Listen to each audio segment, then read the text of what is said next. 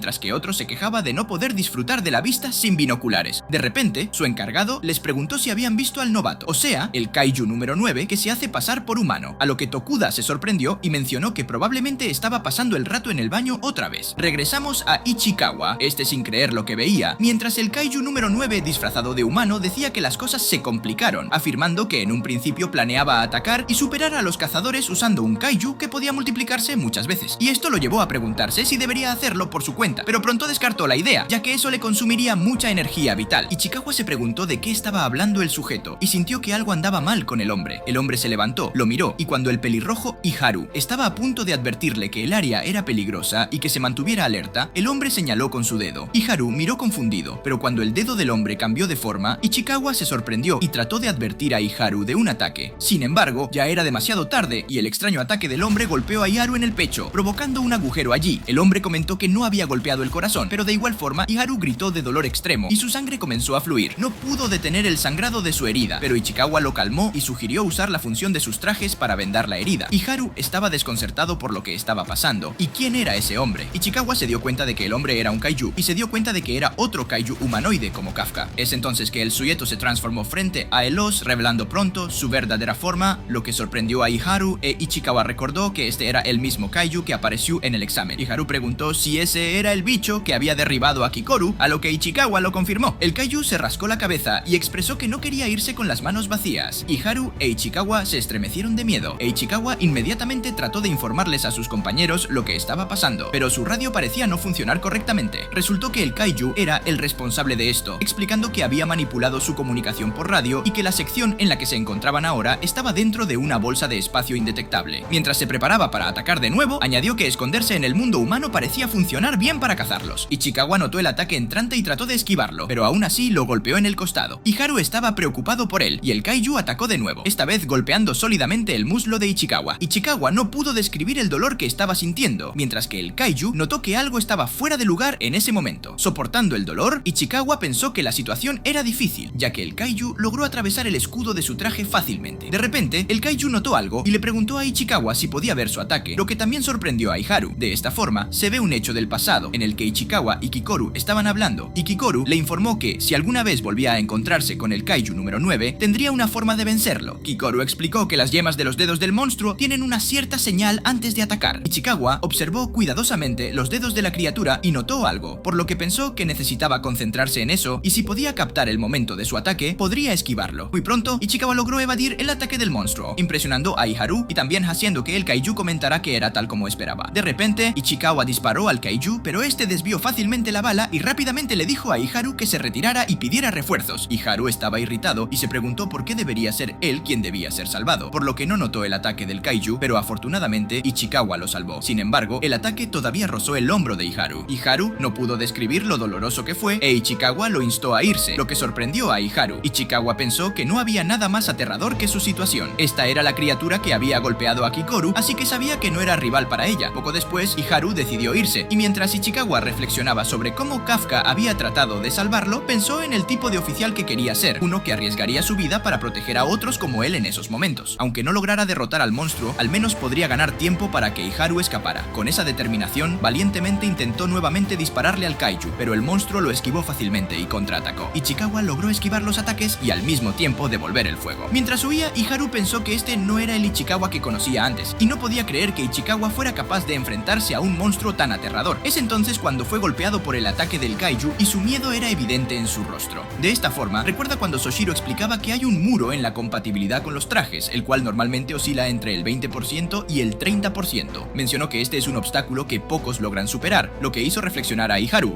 Estaba un poco molesto porque habían pasado casi 2 semanas y aún no había alcanzado el 20%. Desde el día en que Mina lo salvó, había dedicado su vida a volverse más fuerte, pero a pesar de todos sus esfuerzos, Ichikawa parecía superarlo sin esfuerzo, lo que lo irritaba. Regresando al presente, el kaiju de repente se movió rápidamente al lado de Ichikawa. El monstruo comentó que parecía que Ichikawa estaba actuando como si supiera todo sobre los kaijus, y de repente algo creció en la espalda del kaiju. 2 brazos más emergieron de los hombros del kaiju, y dijo que estaba seguro de que Ichikawa no sabía nada de ellos. Ichikawa se sorprendió, y justo cuando el kaiju estaba a punto de atacar, Iharu llegó de repente y logró salvar a Ichikawa del asalto del monstruo. Es entonces cuando Ichikawa le pregunta por qué regresó, y en medio de esto, Iharu piensa que no es Ichikawa quien le desagrada, sino sino que él no ha mejorado desde que llegó, afirmando que sigue siendo el mismo que siempre es protegido por otros. De esta forma, Iharu le dice a Ichikawa que no lo está protegiendo, sino que será él, o sea Iharu, quien lo proteja. Sin embargo, el pelirrojo se desploma tras decir esto, al mismo tiempo que el kaiju ve lo anterior y no termina de entender lo que ocurre. Es entonces que Ichikawa vuelve a insistir en saber por qué Iharu regresó, ante lo cual este le dice que guarde silencio, afirmando que antes de volver lanzó una bengala para que el resto aparezca. Sin embargo, Ichikawa dice que ese no es el problema. Al mismo tiempo, el kaiju se da cuenta de lo que planeaban, o sea, básicamente que Ichikawa lo distrajera mientras el otro iba a buscar ayuda. Es entonces que el monstruo le dice que aquel plan está destinado al fracaso, ya que nada ni nadie puede salir de esa zona sin su permiso, cosa que sorprende a Ichikawa, quien dice que eso es imposible. Sin embargo, Iharu se levanta y dice que lo que dice el monstruo es verdad, por lo que lo único que pueden hacer ahora es prepararse para lo peor. Pero aún con eso, el pelirrojo quiere seguir peleando, por lo que le dice a Ichikawa que deben darle una paliza al monstruo, de forma natural. Ichikawa se sorprende, pero pronto le presta atención a Iharu, quien afirma que está débil, por lo que le dará apoyo disparando al bicho y generando una abertura, y tras decir esto, le pide a Ichikawa que use toda su fuerza para eliminar al enemigo. Ichikawa se queda en silencio tras escuchar lo anterior, sin embargo termina aceptando y grita que entiende, así que Iharu lo motiva e Ichikawa corre a pelear contra el kaiju número 9. De esta forma, el pelirrojo comienza a disparar y logra hacerle daño al bicho, al mismo tiempo que Ichikawa se da cuenta de que su aliado puede usar balas eléctricas. Es entonces cuando Iharu le dice a su compañero que no es el único probando balas distintas, y en medio de esto, el kaiju se percata de que esas balas le resultan molestas, ya que le dificultan moverse, por lo que decide acabar primero con el pelirrojo, Iharu. No obstante, el antes mencionado ya estaba preparado para esto, por lo que observa con atención los proyectiles y consigue esquivarlos al igual que Ichikawa, cosa que hace que el monstruo maldiga la situación, ya que hay otro que puede hacer eso. De esta forma, Iharu sigue disparando y tras lo anterior le da la señal a Ichikawa para que libere todo su poder en su solo golpe. Es entonces que el chico reza para que su poder en ese instante únicamente sea mucho más letal que el de Shinomiya e incluso el de la Capitana Mina, y tras desear aquello, lanza un disparo lleno de energía y da de lleno en el kaiju número 9. Sin embargo, ambos chicos se dan cuenta de que su rival usó un muro de cadáveres de monstruos, por lo que aquel mortal ataque no le hizo nada al no alcanzarlo. Y tras esto, el bicho se burla de ellos diciendo que ahora parece que los dos se quedaron sin ideas, haciendo alusión a Iharu e Ichikawa. De esta forma, el pelirrojo se enfada de la impotencia al ver que su compañero es herido múltiples veces y él no puede hacer nada. Al mismo tiempo, en otro lado, Soshiro recibe un llamado de uno de sus compañeros, quien informa que desde hace un buen rato no tienen noticias de Iharu e Ichikawa, además de que no pueden ubicar sus signos vitales. Es como si se los hubiera tragado la tierra. El protagonista escucha esto y en ese momento ve cómo unos cadáveres de kaiju se mueven, por lo que comienza a sospechar lo peor. Es entonces que Kikoru aparece y le confirma que el kaiju número 9 está cerca, y cuando Kafka escucha esto, se preocupa como nunca. Mientras tanto, Iharu estaba profundamente preocupado por Ichikawa, quien había caído debido al ataque del kaiju. Ichikawa sentía como si su cuerpo estuviera envuelto en llamas, consciente de que necesitaba vendarse la herida y ponerse de pie nuevamente, pues aún estaba vivo y la lucha no había concluido. Intentó levantarse, lo que provocó un comentario del kaiju sobre su capacidad para moverse. El monstruo explicó lo difícil que era matar a un humano sin desactivar sus funciones vitales. Iharu intentó dispararle al kaiju para detenerlo, pero este fácilmente desvió las balas, desconcertando a Iharu. El monstruo había visto ese truco antes y contraatacó, golpeando a Iharu debajo del hombro, haciendo que también cayera. Mientras tanto, el kaiju se acercaba a Ichikawa para acabar con él. Ichikawa intentó ponerse de pie, pero el kaiju volvió a dispararle, aunque aún no había terminado con él. Esto llevó al kaiju a dispararle de nuevo a Ichikawa, mientras Iharu se sentía impotente al ver a su amigo sufrir frente a él. A pesar de la fealdad de la situación, Iharu no pudo evitar sentir una admiración secreta por la valentía de Ichikawa y estaba seguro de que algún día se convertiría en capitán. Agarrando su rifle de asalto, Iharu gritó que el kaiju estaba loco si creía que la pelea terminaría allí. Sin embargo, su intento de disparo resultó en el daño de su arma. Con el kaiju cerca de acabar con Ichikawa, Iharu finalmente se arrodilló y rogó que un demonio o incluso el mismo diablo salvara a su amigo. Mientras el kaiju se preparaba para dar el golpe final, Iharu cerró los ojos, incapaz de soportar la idea de ver morir a su amigo. Inesperadamente, Kafka apareció detrás del kaiju en su forma kaiju y declaró que el único que moriría sería el monstruo frente a él. El kaiju, sorprendido, se volteó solo para recibir un potente puñetazo en la cara por parte de Kafka, cuya fuerza lo envió volando y su cabeza se separó de su cuerpo debido al impacto. Mientras Kafka se disculpaba con Ichikawa por llegar tarde, este último se sentía increíblemente débil. A pesar de haber esperado evitar este desenlace, al final Kafka se vio obligado a transformarse. Iharu, completamente asombrado, observaba mientras Kafka cargaba a Ichikawa. El cuerpo del kaiju comenzó a regenerarse, mientras este afirmaba que era quien estaban buscando, el kaiju número 8. Iharu observaba con incredulidad mientras Kafka se disculpaba con Ichikawa por su tardanza, sugiriéndole que se vendara la herida utilizando la función de sus trajes. Kafka, riéndose de sí mismo por dar instrucciones cuando ni siquiera podía seguir seguir sus propios consejos, dejó a Ichikawa a un lado con precaución antes de regresar a la batalla. A pesar de conocer la fuerza de Kafka, Ichikawa sentía un mal presentimiento acerca del kaiju que tenían frente a ellos. El kaiju se levantó nuevamente, recolocando su cabeza mientras cuestionaba la intervención de Kafka, reconociendo su fuerza superior a la esperada. Con una determinación siniestra, expresó su deseo de obtener el cadáver de Kafka antes de dispararle con su dedo. La sorpresa de Kafka al ser herido en su forma kaiju causó que Ichikawa no pudiera creer lo que estaba presenciando. El kaiju, consciente de la resistencia